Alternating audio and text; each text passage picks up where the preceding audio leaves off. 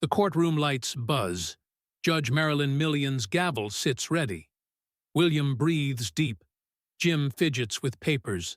The gallery whispers about the missing car case. Marilyn enters. Everyone stands. She sits.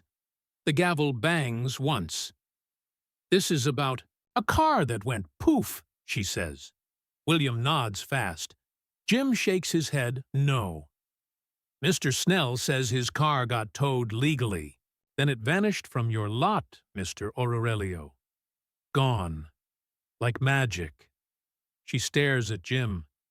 "You say maybe he took it himself. Maybe he's lying." The air gets thick. Papers shuffle. Someone coughs. "One of you is telling stories. One of you is telling truth." Marilyn leans forward, her eyes narrow. "We're going to find out which is which, right now." She points at both men. "No games, no tricks, just facts." The clock ticks loud. Jim gulps. William straightens up. "You have exactly 1 hour. To convince me?" Marilyn taps her pen. "Let's see who's really honest here." Judge Marilyn Milian runs her courtroom like a ship. She cuts through lies faster than a hot knife through butter. 20 years on the bench taught her every trick. She can spot a fibber from across the room. Her decisions stick. Her word is final. When she speaks, people listen. William Snell trusted the system. His daughter parked their car legally. It broke down on a city street. The police towed it during a big snowstorm. He tried to get it back. He paid his ticket late, but he paid it. When he went to pick up his car, it was gone. Just disappeared. Now he wants his money back. $4,000. That's what his car was worth. Jim Aurelio runs a tow yard. Business was crazy during the blizzard. Cars everywhere. His lot was full of white, snowy vehicles. He says, William's car got stolen from his yard. Not his fault. Could have been anyone. Maybe even William himself trying to scam money. Jim thinks William is lying about everything. The stakes are huge. If Jim loses, he pays big money. If William loses, he gets nothing for his missing car. Someone's reputation dies today. The gallery holds its breath. 3 key facts make this case real and serious. First, Connecticut Municipal Code Section 109 lets cities take ownership of abandoned cars. If a car sits too long, looks broken, and seems worthless, the city can just take it. They can give it to tow companies to junk or sell. This law is real and it matters here. Second, the City of Bridgeport filed Order 2025 CV 0142 on February 11th. This order transferred ownership of William's car directly to Jim's Auto Repair. The paperwork exists. It's official. It changes everything about who owns what. Third, the timeline is clear and proven. Car towed January 3rd.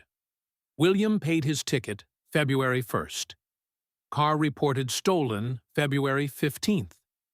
2 weeks passed between payment and theft report.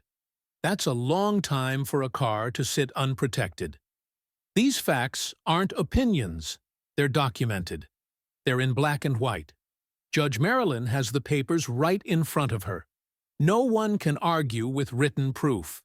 "Your car sat 3 weeks on the street?" Marilyn asks William. "My daughter was visiting friends. It broke down."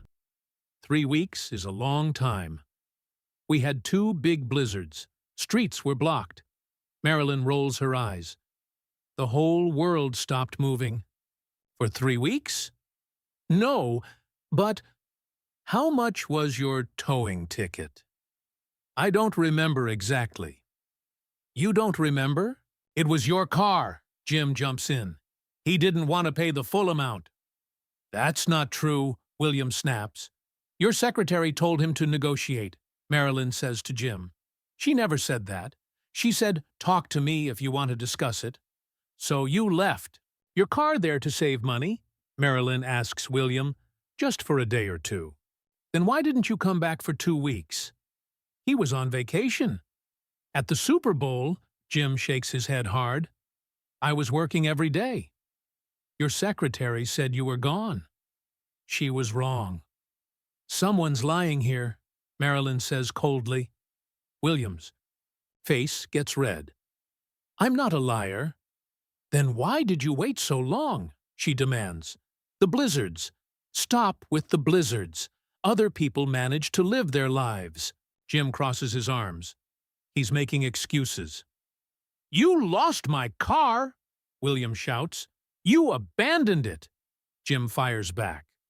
Marilyn bangs her gavel hard. Both of you need to calm down right now. I want facts, not feelings. The courtroom goes dead quiet. Everyone can feel the tension building like a storm ready to break. Let me show you something, Marilyn says. She picks up a thick folder. Papers rustle as she opens it. Exhibit A, Municipal Transfer Order. Filed February 11th, 2025. She waves the document. This is from the city of Bridgeport. It says they gave your car to Mr. Aurelio completely. He owned it legally. William's mouth drops open. Jim sits up straighter. Exhibit B, Police Assessment Report. Page 2, Paragraph 3. Another paper. Appears. The officer wrote that your car looked abandoned, broken down, worth less than $500. The gallery murmurs. Someone whispers, no way. Camera flashes pop from the back. But Judge, William starts, my car was worth $4,000. According to this cop, it was junk. Marilyn cuts him off.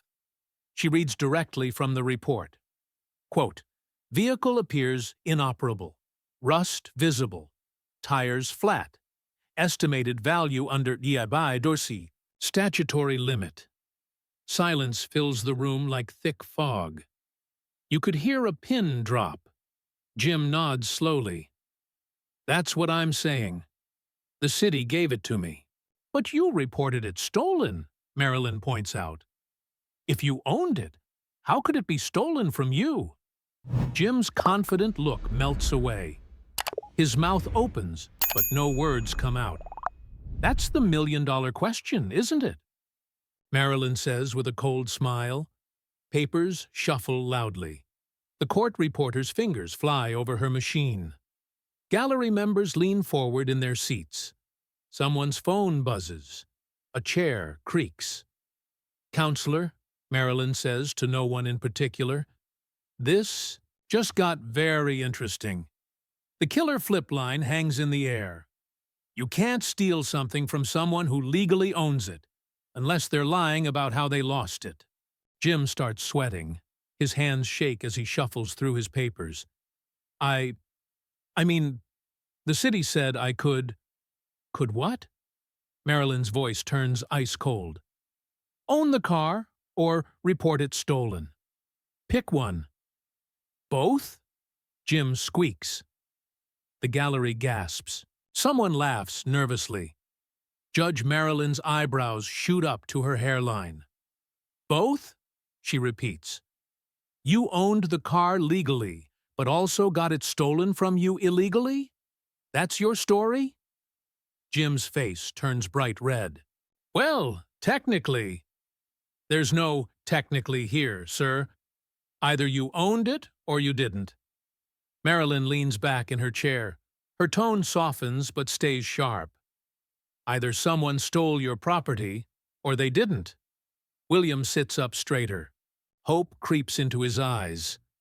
Mr. Aurelio, Marilyn continues, you run a business. You deal with expensive property every day. You have insurance, right? Yes, ma'am. Then why didn't you file an insurance claim for your stolen property?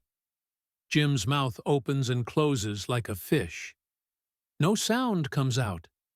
Here's what I think happened. Marilyn says quietly, "I think you sold that car, or junked it, or gave it away." Then Mr. Snell showed up, wanting it back. The ethical question hits like a hammer. Is it okay to lie about owning something just because the law says you can? Everyone waits for Jim's answer. The courtroom holds its breath. We'll hear from the you, people after this break. Social media explodes with reactions. Generic news feeds light up with comments. Breaking. Tow company owner admits contradictory ownership claims. Car theft scam trending nationwide. Business owners can't just claim theft, Judge Milian exposes. Towing industry loophole. Viewers demand investigation. Viral missing car case. Shows legal system problems. Where is the car hashtag reaches 50,000 mentions in 1 hour. Comments pour in from across the country. People share their own towing horror. Stories. Business owners defend property rights. Legal experts debate municipal transfer laws. This is why I hate tow companies gets thousands of likes. Judge Milian is the only honest judge on TV, spreads everywhere. Someone needs to investigate this. Jim Guy appears on dozens of forums. The broader takeaway becomes clear. This isn't just about one missing car. It's about trust between businesses and customers. It's about whether working people can fight back against powerful companies. It's about whether the legal system actually protects regular folks. The case touches a nerve. Everyone has dealt with towing companies. Everyone fears getting scammed.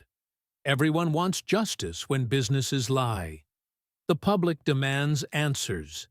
They want to know what really happened to William's car. Judge Marilyn taps her pen slowly against the bench. Tap, tap, tap. She looks at Jim with tired eyes, then at William with sympathy. "Let me ask you something, Mr. Aurelio," she says softly. "Do you have children?" "Yes, ma'am. 2 daughters. Would you want someone to treat them the way you're treating Mr. Snell?" Jim looks down at his hands. The courtroom stays completely quiet. "This man trusted the system," Marilyn continues. "His daughter parked legally. He paid his ticket, even if late. He came to get his car back like any honest person would." She pauses, makes eye contact with both men. What this case really shows us is power. You had his car. You had the paperwork.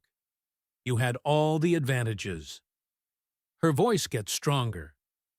But with power comes responsibility. The revelation enables something bigger now.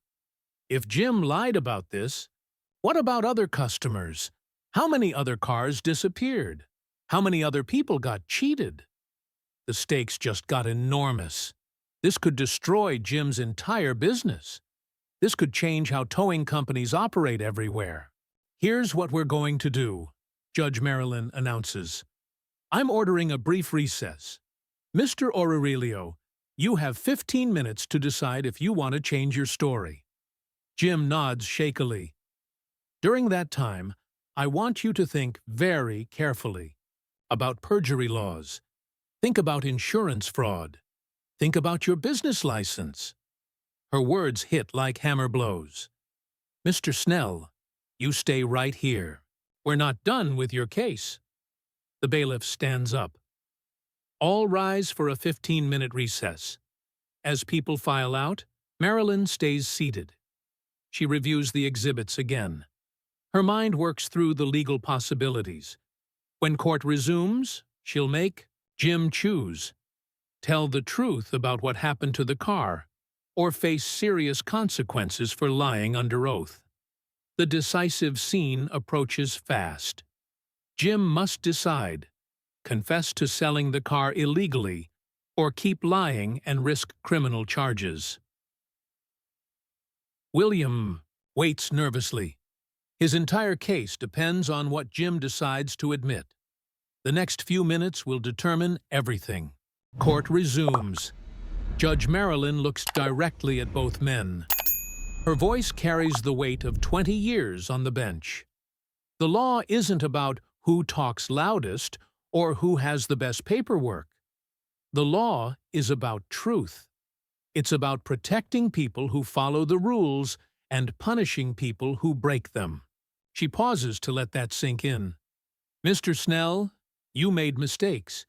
You should have gotten your car faster. But making mistakes isn't the same as breaking the law. William nods gratefully. Mr. Aurelio, you had a legal right to that car under municipal code. But you also had a moral obligation to be honest about what happened to it. Jim stares at his shoes. When businesses lie to customers, they damage everyone's trust. When they use legal loopholes to avoid responsibility, they hurt the whole system. She leans forward one final time. This case isn't over. Mr. Aurelio still needs to explain exactly what happened to that car. And Mr. Snell deserves a real answer, not more stories. The next clash looms. Jim must face investigators who will dig deeper into his business practices. What do you think really happened to William's car? Drop your theories in the comments below. Was Jim running a scam operation? Did he sell cars illegally? Or is there another explanation we haven't considered yet? Hit that subscribe button right now if you want to see more cases where Judge Marilyn Milian cuts through the lies and finds the truth. Ring the notification bell so you never miss a courtroom showdown. And here's your homework. Tell us who should face Judge Milian next. Should it be landlords who steal security deposits? Mechanics who overcharge for fake repairs? Wedding planners who disappear with people's money? We read every single comment and use your ideas for future cases. Speaking of future cases, next week's episode is going to blow your mind. Picture this. A restaurant owner claims a food blogger's bad review destroyed his business. But the blogger has receipts that show the owner was serving expired food to customers. Don't miss the review that ruined everything, coming next Tuesday.